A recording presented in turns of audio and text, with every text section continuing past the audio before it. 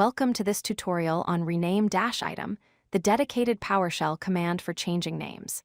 In this video, you'll learn how to rename both files and folders using this powerful cmdlet.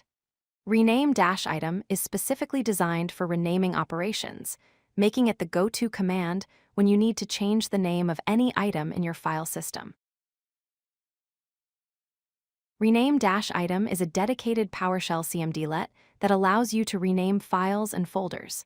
It's built specifically for this purpose, making it straightforward and efficient. This command works with both files and directories, so you can use it for any type of item in your file system. Additionally, rename-item supports pipeline input, which means you can combine it with other commands to create powerful automation workflows. The basic syntax of rename-item is simple and follows a clear pattern. You use rename-item, followed by the -path parameter, which specifies the current location of the item you want to rename. Then, you use the -newName parameter to provide the new name for that item. The path parameter tells PowerShell which item to rename, while newName specifies what the item should be called after the operation completes. Let's look at a practical example of renaming a file. Here we use rename-item with the path parameter set to c:/files \report.txt and the newName parameter set to summary.txt. This command will rename the file report.txt to summary.txt. The file remains in the same location, only its name changes. This is the most common use case for the rename-item command. Renaming a folder works exactly the same way as renaming a file. In this example, we're renaming a folder called Old Project to New Project. The command is rename-item with path set to c:/projects \old project and new name set to new project. Just like with files, the folder stays in its current location, and only the name changes. All contents inside the folder remain intact and are not affected by the rename operation. Rename-item works seamlessly with PowerShell's pipeline feature.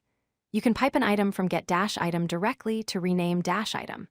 In this example, we use get-item to retrieve the file old.txt, then pipe it using the vertical bar symbol to rename-item with the newName parameter set to new.txt.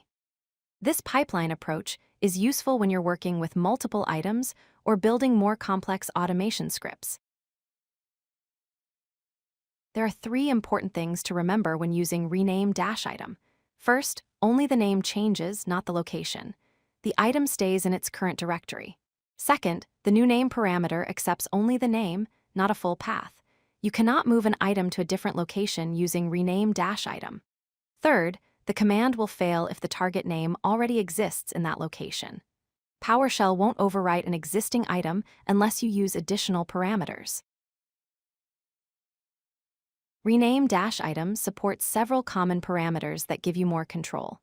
The -WhatIf parameter shows you what would happen without actually performing the rename, which is useful for testing. The -confirm parameter prompts you for confirmation before executing the rename operation, adding a safety check. The -force parameter overrides restrictions like read-only attributes, allowing you to rename items that would normally be protected. These parameters help you use rename-item more safely and effectively. If you like this video, hit that like button and don't forget to subscribe. Visit codelucky.com for more such useful content.